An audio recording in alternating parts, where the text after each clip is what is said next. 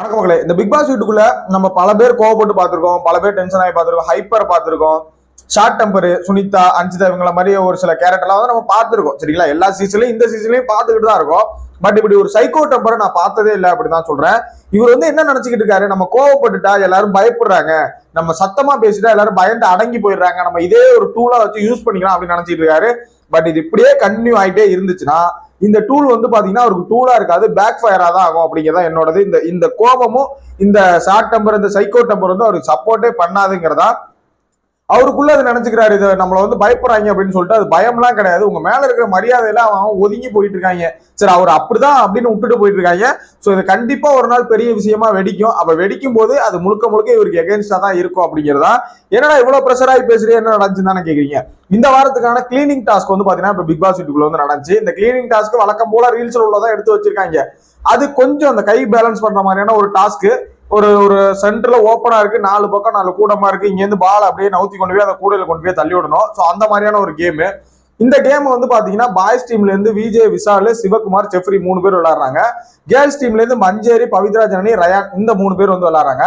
இந்த 3 பேர் விளையாடும் போது கேர்ள்ஸ் டீம்ல கொஞ்சம் வின் பண்ணிடுறாங்க. சரிங்களா, கேர்ள்ஸ் டீம் வின் பண்ணிடுறாங்க, பாய்ஸ் டீம் தோத்து போயிறாங்க.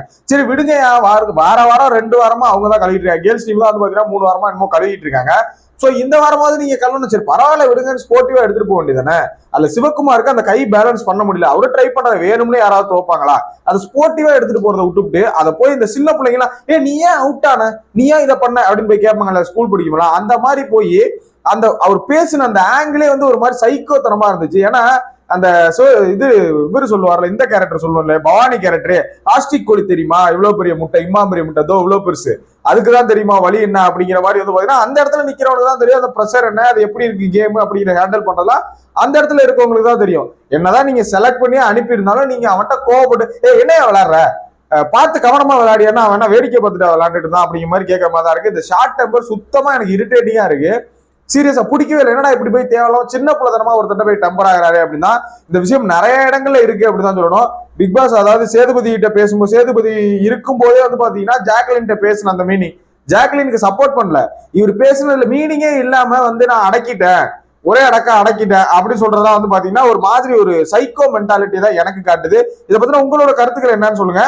இந்த கோவம் அவரோடது கரெக்டா பண்றாரா, ஒருத்தனால அந்த கேமை விளையாட முடியல, அதை ஸ்போர்ட்டிவா எடுத்துட்டு ஆமா இந்த வர கழுவிட்டு போலாம், விடுங்க பாத்துங்க நல்லா பண்ணுங்க அப்படின்னு சொல்லிட்டு போறதை விட்டுவிட்டு அவனே ஒரு ஸ்ட்ரகிள் தான் விளையாண்டு வந்திருப்பான். அவங்களுக்குள்ளே ஒரு இது இருக்கும், நம்மளதான் தோத்துட்டோம். விஷாலும் வந்து பாத்தீங்கன்னா நல்லா பண்ணாப்ல, ஜெஃப்ரியும் பண்ணாப்ல, இவரு கொஞ்சம் பால் போட முடியல, சோ நம்மளாதான் தோத்துட்டோங்கிற ஒரு கில்ட் இருக்கு இல்லையா, அந்த கில்ட்னஸ் நம்ம என்ன பண்ணோம், விடுறா பாத்துக்கலாம், அடுத்த கேம் பாடுறா, உனக்கு இது வரல உனக்கு வேற ஏதாவது இருக்கும்னு சொல்லி பண்ணலாம். சரிங்களா, அப்படி கொண்டுட்டு போலாம். அதை விட்டு உடனே அவனை போய் நீங்க ஒழுங்கா வேணாங்க, அதை பண்ணுங்க இதை பண்ணுங்க அப்படின்னு பேசினா அவனோட மென்டாலிட்டி வேணா யார் யாவீங்க அப்படின்னு ஒரு மாதிரி மரியாதை இழந்து தானே போகும். இது அவரோட மரியாதை அவரே குறைச்சிக்கிற மாதிரி ஆயிடும் நான் நினைக்கிறேன். உங்களோட கருத்துக்களை கமெண்ட்ல போடுங்க. நெக்ஸ்ட் வீடியோல மீட் பண்றேன். தேங்க்யூ ஃபார் வாட்சிங். பை.